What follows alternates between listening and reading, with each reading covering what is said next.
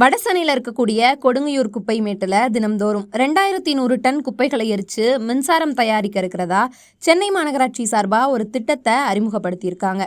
ஆனால் இது அமலுக்கு வந்தால் அந்த பகுதியில் வசிக்கக்கூடிய மக்களுக்கு பல்வேறு உடல் ரீதியான பிரச்சனைகள் ஏற்படும் அப்படின்னு அந்த ஊர் மக்கள் சார்பாக இதை எதிர்த்து மனித சங்கிலி போராட்டம் அப்படிங்கிறது நேற்றைய தினம் நடந்துச்சு. அதுலேயும் குறிப்பாக வடசென்னை குடியிருப்போர் நலசங்கங்களின் கூட்டமைப்பும், அது மட்டும் இல்லாமல் பூ உலகின் நண்பர்கள், இது மாதிரியான பல்வேறு அமைப்புகள் இணைந்து இந்த மனித சங்கிலி போராட்டத்தில் நேற்று கலந்து கொண்டாங்க.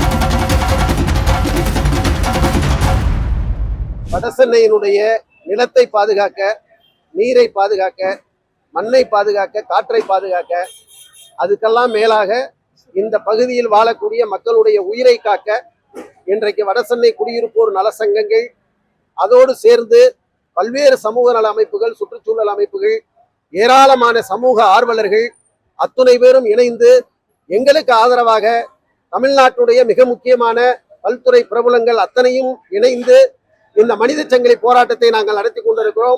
இந்த மனித சங்கிலியில் 10,000 பேருக்கு மேலாக கலந்து கொண்டிருப்பதே இந்த கோரிக்கையினுடைய நியாயம் என்பது வடசென்னை மக்கள் மட்டுமல்ல, சென்னையினுடைய மக்கள் உணர்ந்ததால் தான் இவ்வளவு பெரிய பங்கேற்பு இன்றைக்கு வந்திருக்கிறது.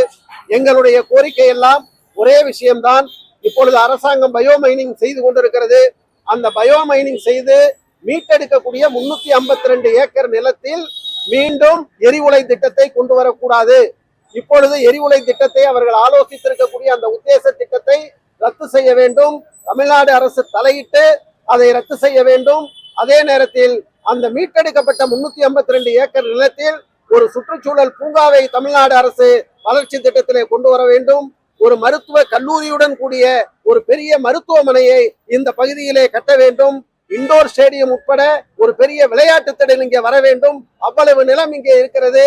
ஒரு கல்லூரி இங்கே வர வேண்டும்.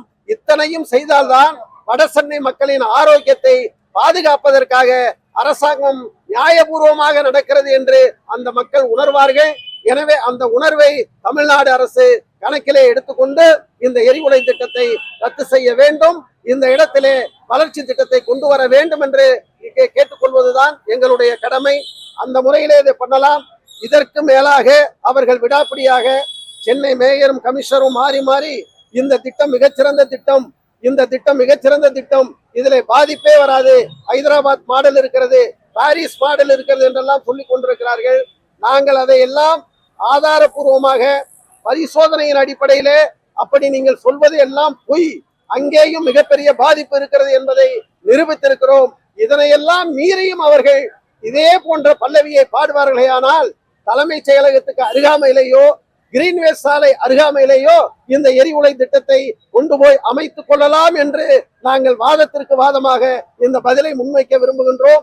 இது ஒரு விதண்டாவாதம் தானே தவிர இந்த எரிவுலை திட்டம் எங்குமே வரக்கூடாது என்பதுதான் இந்த மனித சங்கிலியிலே பங்கேற்றிருப்பவர்களுடைய அத்துணை பேருடைய கருத்து. இந்த கருத்துக்கு தமிழ்நாடு அரசு உடன்பட வேண்டும் என்று கேட்டுக்கொள்கின்றனர்.